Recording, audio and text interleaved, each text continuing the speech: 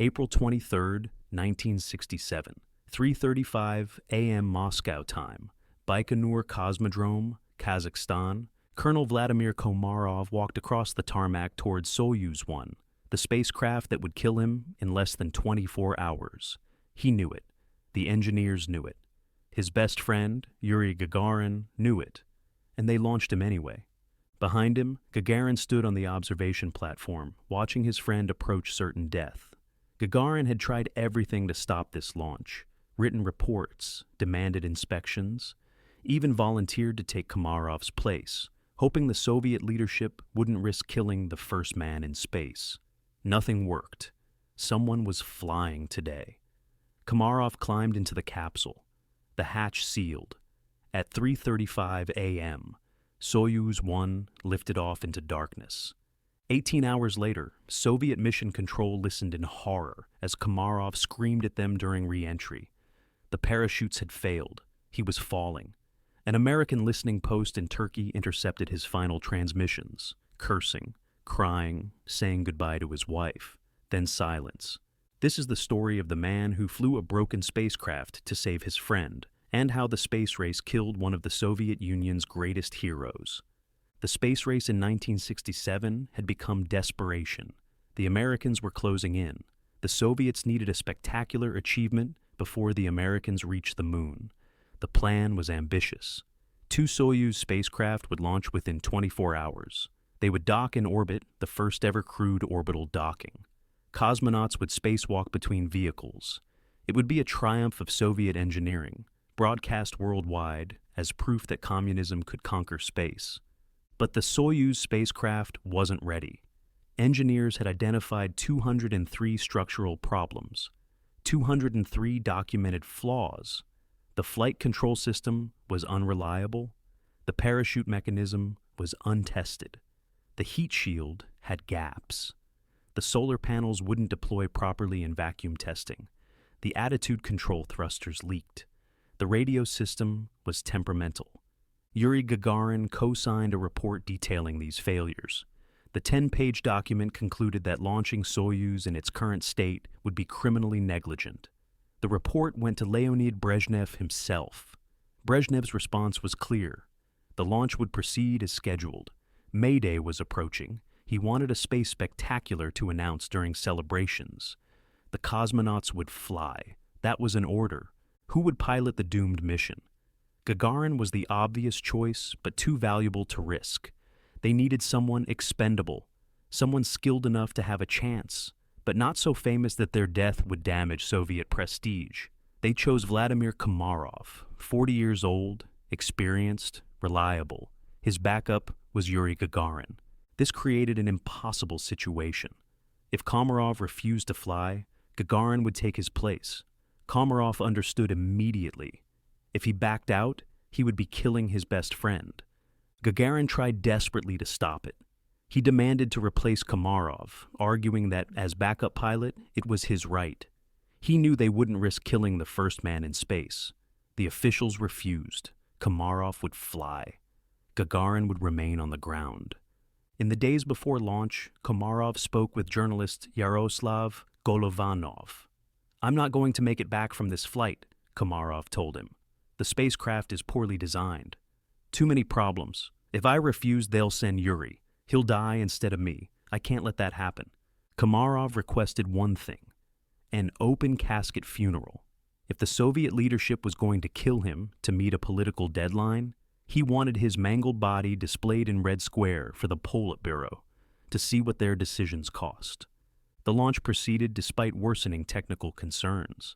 Ground crews discovered additional problems during final checks, but it was too late to stop. At 3:35 a.m., Soyuz 1 lifted off. The first problems appeared almost immediately. One of the 2 solar panels failed to deploy, cutting power generation in half. The attitude control system began malfunctioning within the first orbit.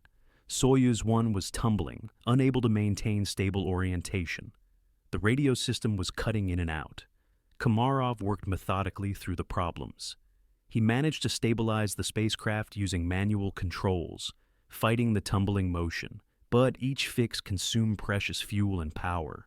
Mission Control made a decision: cancel the Soyuz 2 launch. There would be no docking, no spacewalk, no propaganda triumph. Just get Komarov home alive.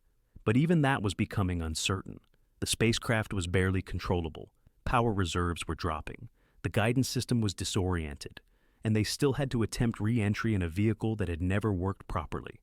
Komarov orbited for 18 hours, struggling to keep Soyuz 1 functional. He tried 5 times to orient the spacecraft correctly for retrofire. Each attempt failed. Finally, on the 19th orbit, Komarov managed to stabilize long enough for the retro rockets to fire. Soyuz 1 began its descent toward Earth. The re-entry was catastrophic. The drogue parachute deployed correctly at 7,000 meters, but the main parachute container didn't open. The drogue chute remained attached, spinning the capsule. Komarov activated the backup parachute. The backup deployed, but immediately tangled with the drogue chute. Both chutes wrapped around each other, creating a twisted mess that provided almost no drag. Soyuz 1 was falling at nearly full speed toward the ground. An American signals intelligence station in Turkey intercepted Komarov's final transmissions. The transcripts are devastating.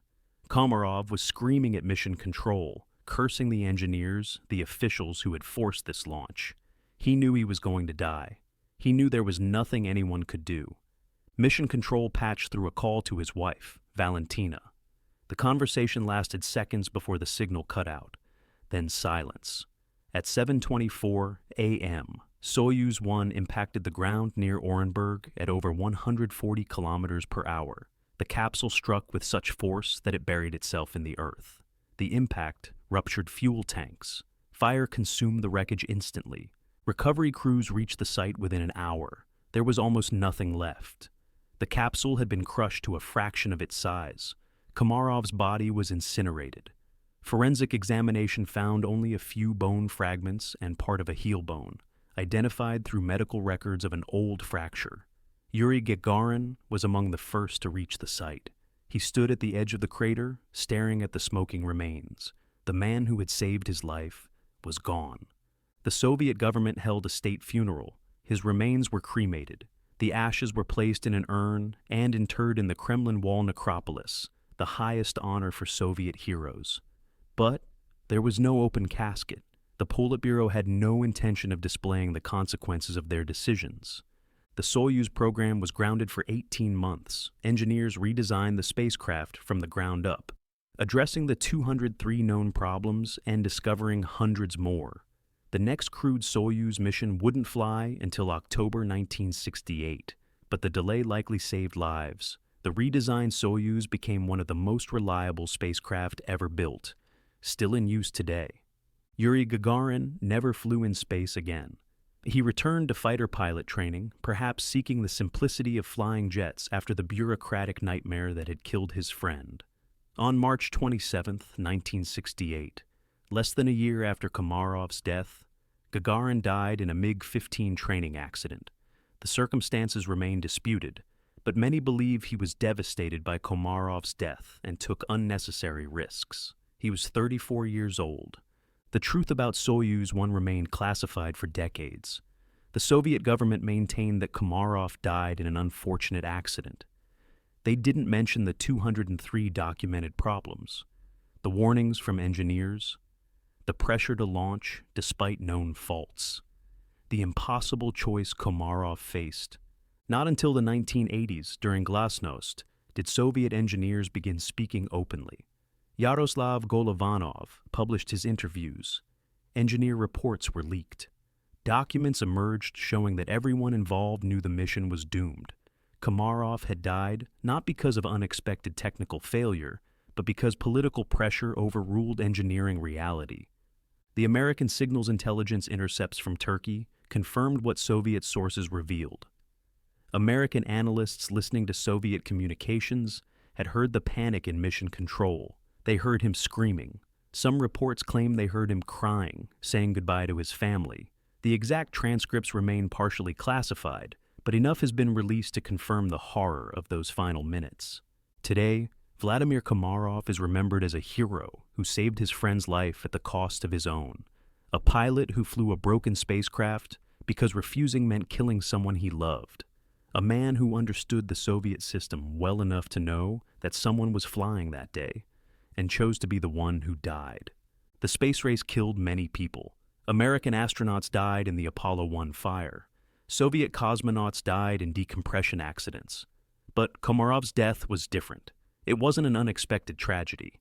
It was a murder by bureaucracy. A man sacrificed to meet a political deadline, killed by a system that valued propaganda more than human life. Komarov asked for an open-casket funeral so the Politburo would see what their orders cost. They denied him that final act of defiance. But history remembers. Every account of Soyuz 1 is a testament to what happens when political pressure overrides engineering reality, when schedules matter more than safety, when bureaucrats make technical decisions. The spacecraft that killed Vladimir Komarov was eventually fixed. The Soyuz became safe and reliable, carrying hundreds to orbit over the following decades. But fixing the spacecraft couldn't fix the system that killed Komarov. That system continued, demanding impossible achievements on impossible schedules, until the Soviet Union collapsed. Yuri Gagarin saved Vladimir Komarov's life by refusing to let him fly alone. And Vladimir Komarov saved Yuri Gagarin's life by refusing to let him fly at all. In the end, the space race killed them both. One in a spacecraft everyone knew was broken. One in a plane a year later, perhaps still haunted by the friend he couldn't save. That's the cost of the space race. Not just the machines that failed and the brave men who died in them, but the friendships destroyed, the impossible choices forced on decent people, and the lives sacrificed for political theater. Vladimir Komarov died on April 24, 1967, screaming at the bureaucrats who killed him as he fell to Earth at 140 kilometers per hour. His last wish was denied, but his story endures as a warning about what happens when human life becomes expendable in pursuit of prestige. He flew because if he didn't, his friend would die instead. That's not heroism forced by circumstance. That's love. And the Soviet space program killed him for it.